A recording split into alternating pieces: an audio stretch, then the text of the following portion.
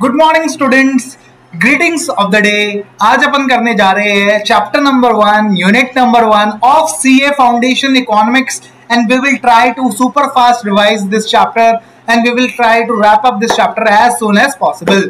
अभी अपन क्या करेंगे, अपन रिविजन लेक्चर्स लाने वाले हैं for CA foundation economics to revise the subject in a very efficient and effective manner. So stay tuned to the channel and stay connected for more such updates. अभी बात करते हैं, चैप्टर का नाम है nature and scope of business economics. तो ये सिर्फ इकोनॉमिक्स के बारे में बात नहीं हो रही है, it is talking about business economics, right. तो बिजनेस क्या करता है, बिजनेस आपके इनपुट्स को आउटपुट बनाने में हेल्प करता है, राइट। तो बिजनेस का काम क्या होता है, लेट्स से एक कंपनी प्रोड्यूस करती है पैंट या लेट से शर्ट बनाती है, तो वो क्या करती है, सबसे पहले यार्न लेती है, यार्न को प्रोसेस करके फैब्रिक बनाती है, फैब्रिक को प्रोसेस करके गारमेंट बनाती है, राइट। तो बेसिकली बिजनेस मींस, बिजनेस में आप इनपुट लोगे, इनपुट को प्रोसेस करोगे और आउटपुट बना दोगे। तो business means, business is an economic activity जिसमें इनपुट आउटपुट बन जाता है। इनपुट क्या हो सकता है, मैन, मटेरियल, मशीन, मैनेजमेंट। तो 4 M's is my input. Labor is my input, that is men, then material mean my capital, then my land, that is machines, including machines and land, then management is my entrepreneur. तो मैंने बोला 4 M's are my inputs that is converted by business into outputs. तो 4 M, men, material, machines, management. Men means labors, material means capital, जिससे capital लेके मैंने क्या खरीदा, yarn खरीदा, यार्न को प्रोसेस करके फैब्रिक बनाया, फैब्रिक किसने बनाया, मशीन्स ने बनाया। तो मैन, मटेरियल, मशीन्स, मैनेजमेंट, ये इकोनॉमिक्स के 4 की वर्ड्स है। दीज आर इनपुट्स, बिजनेस इनको प्रोसेस करके क्या बनाता है, आउटपुट बनाता है। तो बिजनेस कुछ भी हो सकता है, मैन्युफैक्चरिंग का भी हो सकता है, कंस्ट्रक्शन का भी हो सकता है, एग्रीकल्चर का भी हो सकता है, बहुत सारे बिजनेस हो सकते हैं। आउटपुट बनाएगा, आउटपुट में क्या बनेगा, या तो गुड्स बनेगा या सर्विसेज बनेगी, राइट। तो गुड्स कैसे हो सकते हैं, मैंने बोला कंज्यूमर गुड्स भी हो सकते हैं, प्रोड्यूसर गुड्स भी हो सकते हैं, कैपिटल गुड्स भी हो सकते हैं, बहुत सारे टाइप के गुड्स भी हो सकते हैं, राइट। तो अपन ने ये भी समझ लिया, इनपुट, बिजनेस, आउटपुट। इनपुट पे प्रोसेसिंग होगी तो आउटपुट बनेगा। आउटपुट में क्या बन सकता है, गुड्स और सर्विसेज। गुड्स क्या बन सकते हैं, consumer goods, let's say upon biscuit खाते हैं तो that is a consumer good. Producer goods means let's say कोई मशीन बना दी, कोई कैपिटल गुड बना दिया, ठीक है। प्राइवेट गुड मींस जो कंजम्पशन के लिए यूजफुल है, right. Public good means let's say मैंने बसेस बना दी जो कि ट्रांसपोर्टेशन में यूज होगी। या फिर मेरिट गुड्स, लाइक मैंने कोई अच्छा काम करने के लिए मैंने फूड बना दिया, ठीक है। या फिर मैंने कोई बुरा काम करने के लिए मैंने सिगरेट बना दी, स्मोकिंग, ठीक है। तो that is not a merit good. तो non merit goods like cigarette. या फिर non durable, non durable means जो कि मतलब सिर्फ एक ही बार यूज हो सकता है, और ड्यूरेबल मींस जो लाइफ टाइम यूज हो सकता है। तो आपने बहुत सारे तरीके के आप गुड्स और सर्विसेज बना सकते हो। तो अपन ने क्या समझा, बिजनेस क्या होता है, इनपुट को ट्रांसफॉर्म कर देता है इनटू आउटपुट। अभी इकोनॉमिक एक्टिविटी का पर्पस क्या है, तो business is an economic activity, right. तो इस एक्टिविटी का पर्पस क्या है, इसका पर्पस है आप प्रॉफिट बना पाओ या कोई सरप्लस बना पाओ। आपने 100 का सामान खरीदा, 120 में बेच दिया, तो 20 रुपए आपने सरप्लस बना पाया। तो this is the purpose of economic activity. So business is an economic activity and the purpose of this economic activity is to generate surplus or profit. अभी इकोनॉमिक्स के बारे में बात करते हैं, तो इकोनॉमिक्स की जरूरत क्यों पड़ी है, इसके लिए पहले अपन एक एग्जांपल समझते हैं। जहां पे आपको मम्मी ने 1000 रुपए दिए, जिसको आप क्या कर सकते थे, या तो पार्टी कर सकते थे, या उससे ड्रेस खरीद सकते थे, या आप मूवी देखने जा सकते थे, या फिर किताब खरीद के कुछ पैसा बचा सकते थे। लेकिन अभी आप जीवन में इन चारों में से सिर्फ एक काम कर सकते हो, या तो पार्टी दे सकते हो, या ड्रेस खरीद सकते हो, या मूवी देख सकते हो, राइट। तो आप इनमें से सिर्फ एक काम कर सकते हो, इसलिए इकोनॉमिक्स की जरूरत पड़ती है कि आपको कौन सी चीज चूज करनी है। तो which thing you want to choose, इसलिए आपको इकोनॉमिक्स की जरूरत पड़ती है। तो जिंदगी में क्या है, चाहते अनेक है, human beings have unlimited wants but resources are very scarce. आपके पास है सिर्फ 1000 रुपए, आप पार्टी भी करना चाहते हो, ड्रेस भी लेना चाहते हो, किताब भी पढ़ना चाहते हो, मूवी भी देखना चाहते हो, लेकिन आपके पास सिर्फ और सिर्फ 1000 रुपए ही है। तो human beings have unlimited wants but जो रिसोर्सेज है दीज आर रिलेटिवली स्केर्स। मतलब ये जो रिसोर्सेज है these are not sufficient to fulfil all of your desires. तो यही लाइफ का फंडा है कि आपके पास शायद इतने रिसोर्सेज ना हो जो आपकी सारी इच्छाओं को पूरा कर दे। तो ये अपन ने समझा। तो इकोनॉमिक्स एक ऐसी पढ़ाई है, इकोनॉमिक्स इज अ डिसिप्लिन जो कि आपको हेल्प करेगी कि आप कौन सा डिसीजन लाइफ में लो। अब आप किताब चूज करोगे, आप फाउंडेशन इकोनॉमिक्स को पढ़ना चूज करोगे, because you have to clear CA foundation in September 24, right. So it's a discipline जो आपको बोलेगी अभी मूवी देखना जरूरी नहीं है, अभी पार्टी करना जरूरी नहीं है। तो it's a discipline. So this is the subject which will tell you to choose this as a career option, right? So it's a discipline helpful in analyzing the rational and optimality of a choice कि कितना अच्छा है वो decision. आज आप किताब लेके पढ़ोगे तो that is more rational decision rather than to spend amount on movies. So that is what this subject is all about. तो प्रोडक्शन कितना प्रोड्यूस करूं, क्या प्रोड्यूस करूं, ठीक है, क्यों प्रोड्यूस करूं, किसके लिए प्रोड्यूस करूं, कब प्रोड्यूस करूं। ऐसे फाइनेंसिंग एंटरप्राइज में क्या होगा, कब पैसा उठाऊं, कहां पे ये पैसा दूं, कब ये पैसा मैच्योर लेके वापस अपने जहां से पैसा उठाया उसको वापस कर दो। तो ये इकोनॉमिक्स है। Economics is all about choices. Party करूं, मूवी देखूं, पढ़ाई करूं, क्या करूं, किताब लेके पढ़ाई करूं। तो जवाब है अभी आपके लिए किताब लेके पढ़ाई करना जरूरी है, राइट। तो ये अभी अपन ने समझ लिया है। बिजनेस को समझा, इनपुट, बिजनेस आउटपुट। इस एक्टिविटी का पर्पस है प्रॉफिट्स को बनाना। इकोनॉमिक एक्टिविटी, इकोनॉमिक्स का ओरिजिन क्या है, इट्स अ डिसिप्लिन जहां पे आप चॉइसेस को रैशनली एंड ऑप्टिमली एनालाइज करते हो। इकोनॉमिक्स वर्ड का ओरिजिन कहां से हुआ, इसका वर्ड का ओरिजिन हुआ ओइकोनोमिया, जिसका मतलब होता है घर। तो घर को जैसे अपन चलाते हैं तो इसमें बहुत सारी चॉइसेस करनी पड़ती है, तो इसका वर्ड का ओरिजिन हुआ ओइकोनोमिया। ग्रीक वर्ड है ये, जिसका मतलब होता है हाउस होल्ड। 19वीं शताब्दी का मतलब 1900 साल तक ये समझा जाता था इकोनॉमिक्स का मतलब सिर्फ और सिर्फ पॉलिटिकल इकोनॉमी है। पॉलिटिकल इकोनॉमी का मतलब क्या है कि पॉलिटिकल जो चेंजेस हुए, लेट्स से आज मोदी सरकार भारत में आई है तो इसकी वजह से मुझे क्या डिसीजंस लेने चाहिए, क्या मुझे धंधे में इन्वेस्ट करना चाहिए या नहीं करना चाहिए। Let's say what is the impact of the political decisions on the economy. तो इस 1990 तक सिर्फ सरकारों के तहत ही इकोनॉमी को समझा जाता था।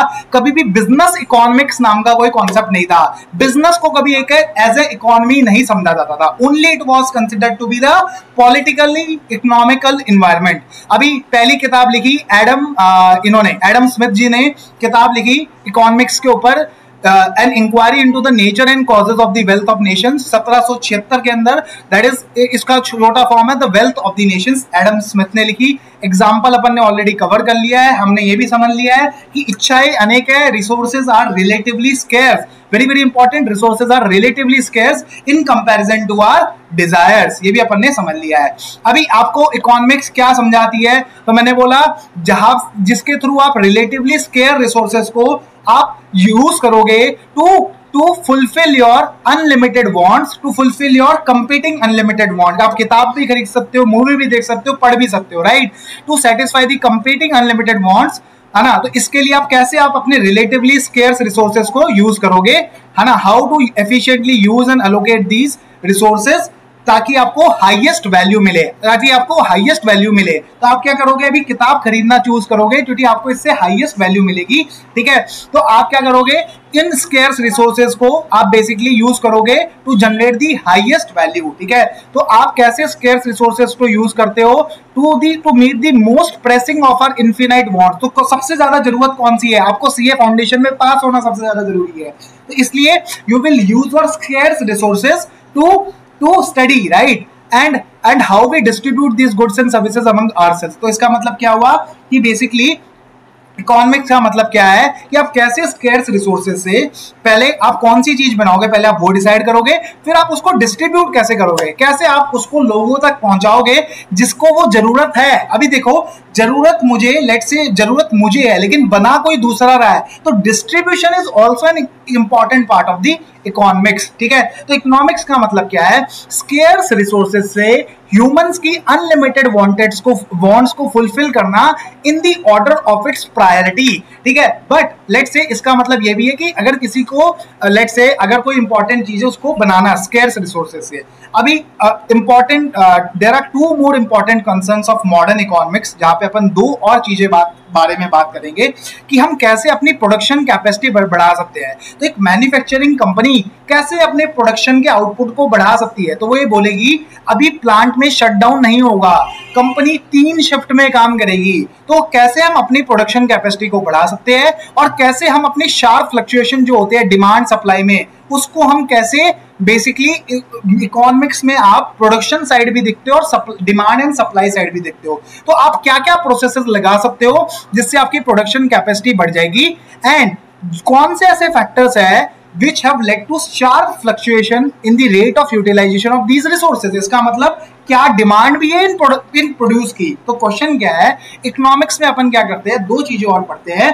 पहला हम ये समझेंगे इकोनॉमिक्स के अंदर कि कैसे हम प्रोडक्शन कैपेसिटी को बढ़ा सकते हैं, फिर दूसरा अपन देखेंगे क्या सही में इनकी डिमांड कंसिस्टेंट डिमांड भी है, तो what are the factors which in the past have led to sharp fluctuation. ऐसा तो नहीं कि इनकी डिमांड ऊपर नीचे होती रही है, ठीक है ना। तो ये अपन को समझना पड़ेगा। इकोनॉमिक्स से आपको क्या फायदा मिलेगा, आप अंडरस्टैंड कर सकते हो एंड एनालाइज कर सकते हो व्हाट इज द डायलेमा, कि आपके पास रिसोर्सेज स्केयर है बट वांट्स आर अनलिमिटेड। तो इकोनॉमिक प्रॉब्लम्स आर कॉम्प्लेक्स, क्योंकि ऐसा नहीं होगा, इकोनॉमिक प्रॉब्लम्स देखने में बहुत सिंपल लगती है कि भाई मैं ये चीज मेरे को जहां पे मुनाफा ज्यादा हो रहा है वही बनाऊं, but there are some societal norms, आप कोई गलत काम करके पैसा नहीं कमा सकते, ठीक है। तो economic problems are of complex nature and you have to also consider the political setup, social norms before making any decision. तो ऐसा जरूरी नहीं है कि जो फायदेमंद डिसीजन है वही आप चूज करो, क्योंकि there are various political consideration, social consideration. तो मैंने बोला चाहते अनेक है बट चाहते अनेक है, unlimited wants but means are very limited and means also have alternative uses. This give rise to the subject called economics. अभी अपन ने इकोनॉमिक्स को समझ लिया है, अब अभी अपन समझने जा रहे हैं बिजनेस इकोनॉमिक्स को। तो जब अपन इकोनॉमिक्स को यूज करते हैं, जब अपन थ्योरीज ऑफ इकोनॉमिक्स को यूज करते हैं इन द बिजनेस डिसीजन मेकिंग, तो तब वो बन जाती है बिजनेस इकोनॉमिक्स। तो बिजनेस इकोनॉमिक्स का दूसरा नाम है managerial economics. It means the integration of the economic theory. तो जो अपन डिमांड सप्लाई पढ़ेंगे विद द बिजनेस प्रैक्टिस, तो मतलब मैं बोलूं अगर इकोनॉमिक्स को अपन अपने धंधे में अप्लाई कर दे तो इट बिकम्स बिजनेस इकोनॉमिक्स। तो अगर अपन बोले कि इकोनॉमिक्स क्या होती है, मैंने बोला कौन सी लाइफ में चॉइस करूं, that is known as economics. अगर अपन इस चीज को धंधे में लगा दे for the purpose of our decision making, क्या मैं ये प्रोड्यूस करूं या ना करूं, क्या मुझे इससे फायदा होगा या नहीं होगा, then it becomes business economics. So I can say that once economics is applied to the business, it becomes the business economics. So it means the application of the economics for the purpose of decision making. तो आपने जो theory पढ़ी थी economics की, like demand, अगर आप price कम करोगे तो डिमांड बढ़ जाएगी, प्राइस ज्यादा करोगे तो डिमांड घट जाएगी। तो आप इसको यूज कर रहे हो, इकोनॉमिक्स की जो थ्योरी है उसको आप यूज कर रहे हो for the purpose of decision making. तो आप इसको अपन क्या बोलते हैं, बिजनेस इकोनॉमिक्स। तो आप क्या कर रहे हो, आप इकोनॉमिक्स को यूज कर रहे हो टू मेक बिजनेस डिसीजन, आप डिसीजन मेकिंग के लिए यूज कर रहे हो ताकि आप यूज कर पाओ ऑर्गेनाइजेशन के scarce resources in the best manner. तो इकोनॉमिक्स का काम क्या है, स्केर्स रिसोर्सेज को बेस्ट मैनर में यूज करना, ठीक है। तो ये भी अपन ने समझ लिया। तो it is the applied economics. तो बिजनेस इकोनॉमिक्स का नाम क्या है, अप्लाइड इकोनॉमिक्स। तो अपन इकोनॉमिक्स को अप्लाई करके अपन बेसिकली देखना चाह रहे हैं कि क्या मुझे ये बिजनेस के लिए डिसीजन लेना चाहिए या फिर नहीं लेना चाहिए। इसमें अपन बहुत सारी चीजें यूज कर सकते हैं, लाइक लीनियर प्रोग्रामिंग। अपन को अपना प्रॉफिट मैक्सिमाइज करना है, तो मैं कौन सा प्रोडक्ट बेचूं, क्या उसकी डिमांड भी है। तो मैं बेसिकली इकोनॉमिक्स को यूज करके I am trying to maximise the economic wealth, that is known as business economics. I am using the economics for the purpose of my decision making. अभी 2 टाइप की economics हो सकती है, एक micro level पे, मतलब एक इंडिविजुअल एंटिटी लेवल पे, दूसरा मैक्रो लेवल पे, लेट्स से इंडिया के लेवल पे, ठीक है। तो माइक्रो इकोनॉमिक्स का मतलब क्या है कि कैसे डिफरेंट इंडिविजुअल्स, कैसे एक एंटिटी, कैसे एक इंडिविजुअल, कैसे एक ऑर्गेनाइजेशन, आप उसकी स्टडी करते हो कि कैसे वो बेसिकली स्केर्स रिसोर्सेज को यूज करके अपना मतलब यू कैन से अपनी वांट्स को फुलफिल कर सकता है, ठीक है। तो how individual units allocate their scarce resources, है ना। तो हाउ इंडिविजुअल यूनिट्स मतलब लाइक इंडिविजुअल ऑर्गेनाइजेशन कैसे डिसीजन लेते हैं to efficiently allocate their resources is taught in micro economics. यहाँ पे अपन प्राइसिंग के बारे में पढ़ेंगे कि प्रोडक्ट की प्राइसिंग क्या रखे, एक एंटिटी क्या प्राइस रखे कि डिमांड उसकी हाईएस्ट हो, what is the consumer behaviour, इसमें अपन किसके बारे में बात कर रहे हैं, इंडिविजुअल यूनिट्स के बारे में बात कर रहे हैं। जबकि मैक्रो इकोनॉमिक में अपन जो बात करेंगे वो एग्रीगेटेड कंपनी के बारे में बात करेंगे, अपन ओवरऑल इकोनॉमिक फिनोमेना को समझेंगे, इकोनॉमी एज अ होल को समझेंगे, ठीक है। सो it is the study of the behaviour of the large economic aggregates, like कितनी एम्प्लॉयमेंट जनरेट हुआ, कितनी जीडीपी हुई, कितना कंजम्पशन है, कितनी सेविंग्स है, कितनी इन्वेस्टमेंट आई है फॉरेन से, कितना एक्सपोर्ट्स हुआ, कितनी इंपोर्ट्स हुई, that is the overall level पे how our economy is operating, ठीक है। तो it analyse the overall economic environment जिसके अंदर हमारा धंधा हो रहा है। लेट्स से नेशनल इनकम क्या है, इन्फ्लेशन क्या है, balance of trade and balance of payment क्या है, व्हाट इज दी, क्या डॉलर से अप्रिशिएट हुए हैं हम या डॉलर से डिप्रिशिएट हुए हैं, तो दैट इज मैक्रो इकोनॉमिक्स। तो मैंने बोला अगर आप इंडिविजुअल लेवल पे डिसीजन मेकिंग के लिए, अलोकेशन ऑफ रिसोर्सेज के लिए अगर आप यूज कर रहे हो इकोनॉमिक्स का, तो दैट इज माइक्रो इकोनॉमिक्स। तो that is at an individual level to allocate their scarce resources for the purpose of decision making. So microeconomics examine how the individual units make decision as to how to efficiently allocate their scarce resources is known as microeconomics. और macroeconomics में अपन ने बात करते हैं overall level पे भारत की GDP क्या है, भारत में एम्प्लॉयमेंट रेट क्या है, करेंसी कैसा मूव हुआ है, ये अपन समझते हैं। अभी बिजनेस इकोनॉमिक्स, अभी अपन ने वर्ड समझा, जब अपन इकोनॉमिक्स को अप्लाई करते हैं for the purpose of decision making, that is known as business economics. तो business economics is primarily in the nature of micro economics. तो business economics is primarily connected with microeconomics for a reason. अपन decision ले रहे हैं for a particular business, particular individual, particular organization. So that is more related to the microeconomics, but obviously you can't completely ignore the macroeconomic factors like GDP कैसा है, export level कैसा है, भारत के relations कैसे हैं with the foreign nations, and what is the balance of trade, currency की क्या rate है. So business economics is basically concerned with microeconomics, but macro economic analysis ऐसा नहीं आप उसको बिल्कुल ही डिसरिगार्ड कर दोगे। देखो बिजनेस इकोनॉमिक्स क्या था, मैंने बोला जब अपन इकोनॉमिक्स को यूज करते हैं for the purpose of decision making of the business, that is known as business economics, right. So it is primarily related to micro economics. तो अपन क्या कर रहे हैं, एक इंडिविजुअल या ऑर्गेनाइजेशन लेवल पे डिसीजन ले रहे हैं, ठीक है। तो माइक्रो इकोनॉमिक्स की अपन ने क्या डेफिनेशन पढ़ी, जहां पे एक इंडिविजुअल ऑर्गेनाइजेशन या इंडिविजुअल यूनिट अपना डिसीजन ले रही है, how to allocate the resources is known as microeconomics. So it primarily falls in the category of microeconomics, but it has a close relationship with macroeconomic factors also, that what is the global position, ठीक है। तो while business economics is basically concerned with microeconomics, macroeconomic analysis has an important role to play. तो अभी अपन को ये समझना पड़ेगा कि बिजनेस इकोनॉमिक्स का गहरा रिश्ता है माइक्रो इकोनॉमिक्स के साथ, बट ऐसा नहीं है कि मैक्रो इकोनॉमिक्स के साथ दुश्मनी है, उसके साथ भी अच्छा खासा संबंध है। तो बेसिकली माइक्रो इकोनॉमिक्स के साथ तो बहुत ज्यादा प्यार है, बट मैक्रो इकोनॉमिक्स के साथ अच्छे खासे रिश्ते हैं। अभी चलते हैं नेचर ऑफ बिजनेस इकोनॉमिक्स के बारे में पढ़ते हैं। तो मैंने बोला नेचर ऑफ बिजनेस इकोनॉमिक्स, तो बड़ी सिंपल सी बात है, it's a science. Science means economics क्या बताती है, इकोनॉमिक्स ये बताती है कि प्राइस बढ़ेगा तो डिमांड घट जाएगी, तो कॉज एंड इफेक्ट रिलेशनशिप बताती है। तो साइंस भी क्या बताती है, साइंस ये बताती है कि अगर आप ऑक्सीजन लोगे तो कार्बन डाइऑक्साइड छोड़ के वापस बाहर निकल जाएगी, राइट। तो यही अपन समझते हैं। तो it's a cause and effect relationship, अगर ये करोगे तो ये होगा।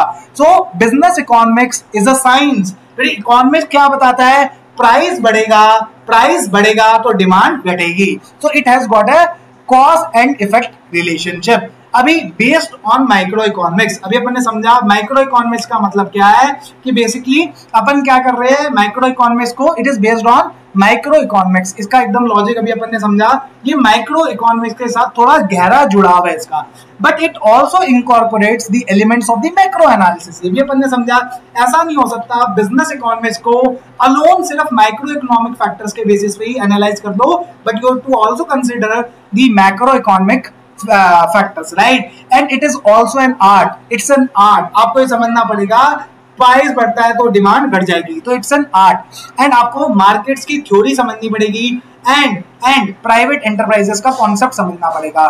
तो थ्योरी ऑफ मार्केट मींस आपको समझना पड़ेगा मार्केट किस टाइप का है, क्या मार्केट होमोजीनियस मार्केट है, क्या मार्केट हेट्रोजीनियस मार्केट है, क्या मार्केट में कंपटीशन ज्यादा है, क्या परफेक्ट कंपटीशन वाला मार्केट है, या मोनोपोली वाला मार्केट है, क्या आप ही बेचने वाले हो तो आप चाहे जो मर्जी प्राइस चार्ज करो। एंड प्राइवेट एंटरप्राइज का मतलब क्या है, बिजनेस इकोनॉमिक्स का मतलब है एक बंदा धंधा कर रहा है for the purpose of making profits, तो आपको सरप्लस बनाना है, आपको पैसा बनाना है, तो आप थ्योरी ऑफ मार्केट यूज करोगे कि परफेक्ट कंपटीशन है। परफेक्ट कंपटीशन का मतलब जो बाजार में भाव चल रहा है उसी पे आपको सामान बेचना पड़ेगा, आप उससे भाव ऊपर नीचे नहीं कर सकते। अगर मोनोपोली है तो मतलब लेट से आज इंडियन रेलवे है, तो इंडियन रेलवे सिर्फ ही और सिर्फ रेलवे चलाती है, right. It is the only organisation to run the railway, so it can decide whatever price it wants subject to some regulation, right. तो what is the type of market and क्या आपको private enterprise economy के हिसाब से सोचना पड़ेगा। जब आप बिजनेस इकोनॉमिक्स को समझ रहे हो तो आपको सरप्लस बनाना पड़ेगा, प्रॉफिट बनाना पड़ेगा, ठीक है। It's a practical in approach. देखो इकोनॉमिक्स को बोलता है प्राइस बढ़ेगा तो डिमांड घट जाएगी, बट मान लो अगर कोई ऐसी क्वांटिटी है, जैसे अगर आपको पता है कोरोना वायरस में उन ऑक्सीजन सिलेंडर के प्राइस भी बढ़ रहे थे और डिमांड भी बढ़ रही थी, राइट। तो that is business economics. Economics क्या बोलेगी, प्राइस बढ़ेगा तो डिमांड घटेगी, बट बिजनेस इकोनॉमिक्स क्या बोलेगा, ये प्रैक्टिकल बात करता है। ये इकोनॉमिक्स को एक थ्योरी है बट ये प्रैक्टिकल बात करेगा, है ना। इट इज प्योरली प्रैक्टिकल, ठीक है, प्योरली प्रैक्टिकल बात करेगा, प्रैग्मेटिक बात करेगा, ठीक है। तो ये इसका फीचर है। इसका बहुत सारे डिसिप्लिन के साथ रिलेशन है, ये अकाउंट्स के साथ भी रिलेशनशिप है, मैथमेटिक्स के साथ भी रिलेशनशिप है। आप लीनियर प्रोग्रामिंग करके देखोगे कि कौन सा प्रोड्यूस बनाना चाहिए। अभी it's normative in nature. Normative का मतलब क्या है, मैंने बोला देखो ये कंसिडर करता है क्या होना चाहिए, ठीक है, क्या होना चाहिए। एंड इकोनॉमिक थ्योरी दो टाइप की हो सकती है, एक पॉजिटिव एक नॉर्मेटिव, ठीक है। पॉजिटिव का मतलब है व्हाट इज, अगर प्राइस बढ़ता है तो डिमांड घटेगी, this is the factual thing, right. But normative क्या बोलेगा कि क्या होना चाहिए।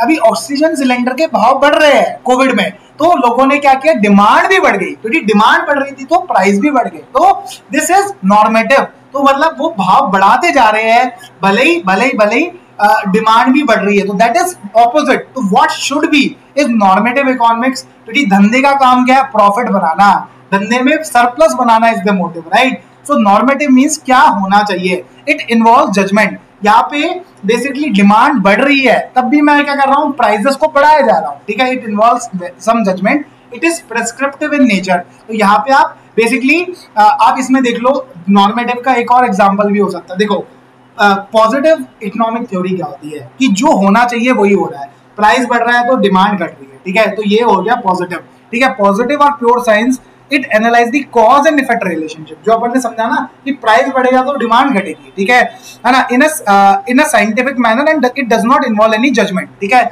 It does not involve any judgement, ये भी अपन ने समझ लिया, प्राइस बढ़ेगा डिमांड घटेगी। बट ऐसा हो सकता है, नॉर्मेटिव का मतलब क्या है कि एक्चुअल सिनेरियो क्या है, what should be the scenario.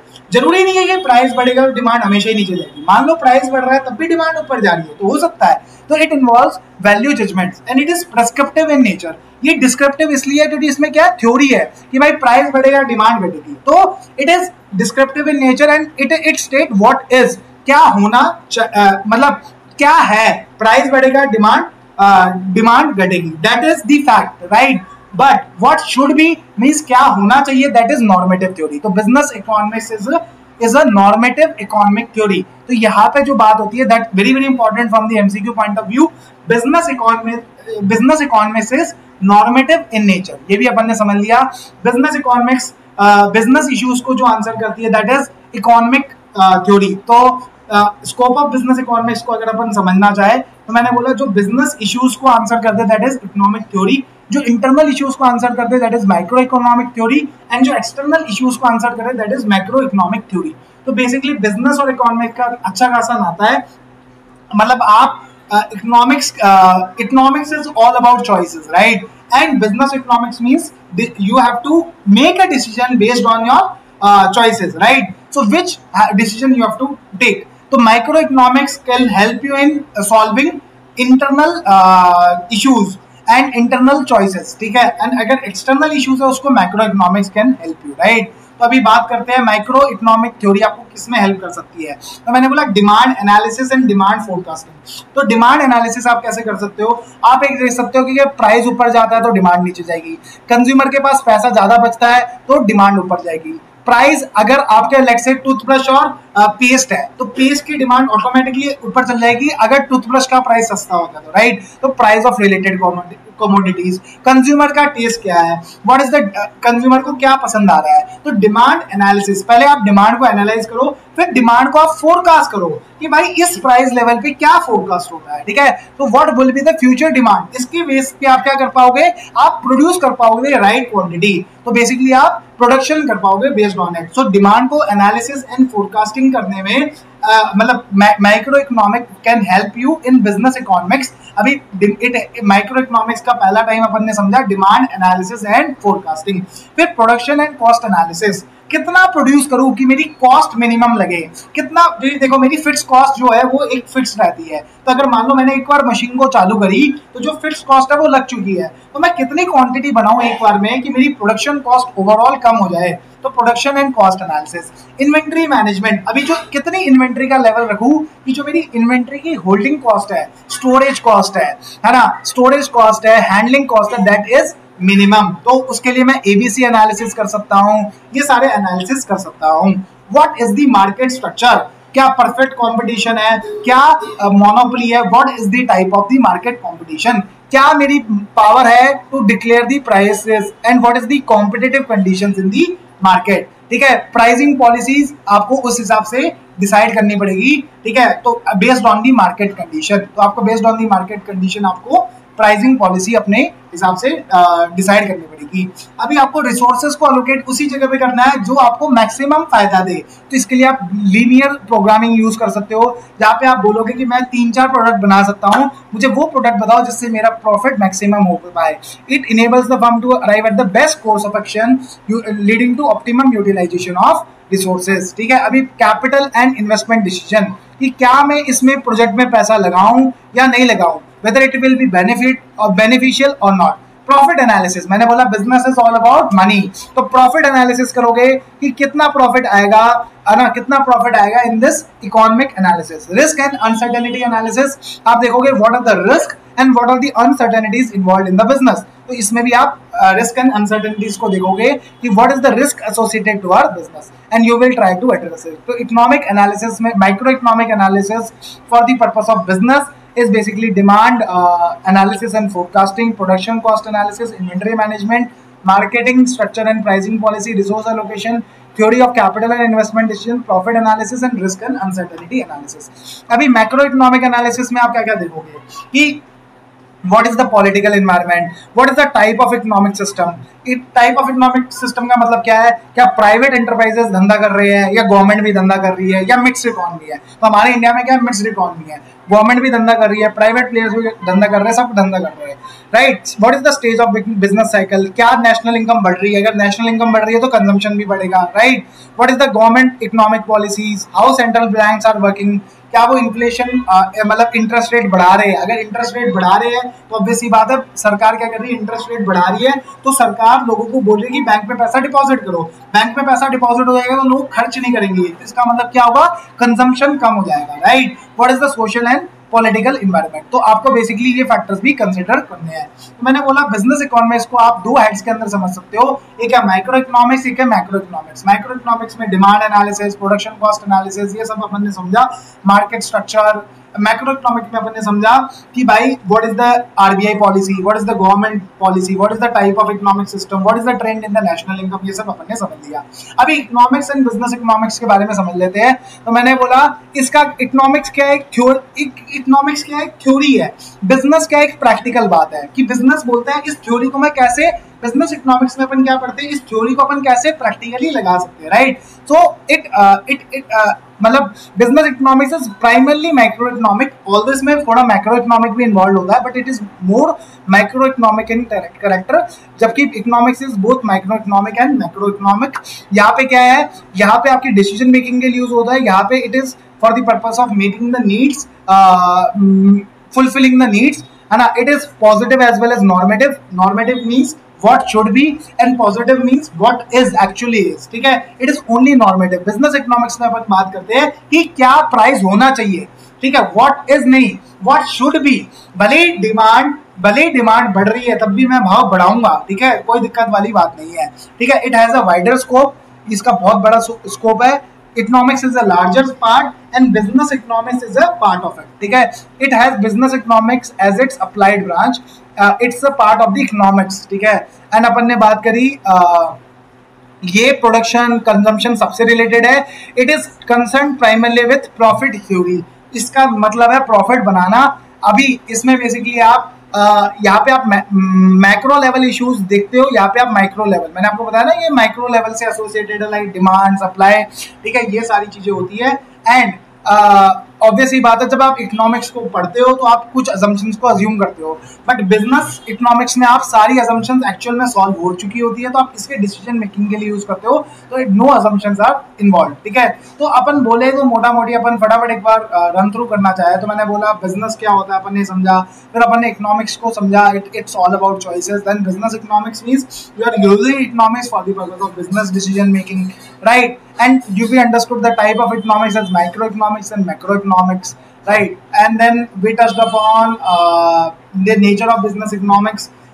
We understood that it is primarily related with microeconomics, but it also has some elements of macroeconomics.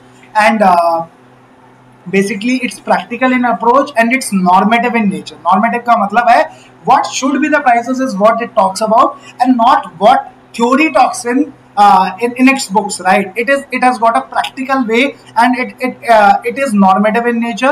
And फिर अपन ने माइक्रो इकोनॉमिक्स के बारे में पढ़ा, जहाँ पे अपन ने पढ़ा बिजनेस इकोनॉमिक्स में अपन कैसे यूज करेंगे, like demand analysis and forecasting, production and cost analysis. And then macro economics में what is the general national income level, ये सारी चीजें पढ़ी. Then we understood the difference between economics and business economics, जहाँ पे अपन ने समझा economics is the broader group and business economics is a part of it. So this is what we have revised for chapter number 1, unit number 1. Do like to this video, do subscribe to the channel and stay tuned for more such revision videos. Thank you and have a good day. Bye and meet you again soon.